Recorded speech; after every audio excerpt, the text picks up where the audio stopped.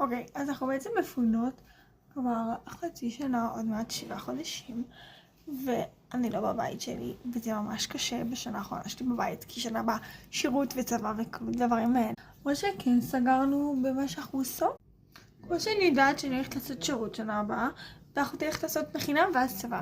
אם אתם אוהבים סרטונים כאלה, אז תגידו לי, ואם אתם רוצים עוד אחד, אז תשאלו שאלות ואני שמחה לענות עליהם. אני בעצם האחות הכי קטנה מתוך 5 בנות, אחורה גמרת בבית. אני עדיין מחפשת את המקצוע לחיים שלי, אבל לאט לאט אני מוצאת אותו ואני אראה אותו. מה אני אעשה שנה הבאה וכזה, אולי זה יעניין אותי. הקטע שאני אוהבת להתנייד עם ילדים קטנים, אבל אני לא יודעת אם אני כל כך רוצה להתעסק בזה. זה בעצם העדכון שלי, אין לי הרבה אבל זה בעצם העניין.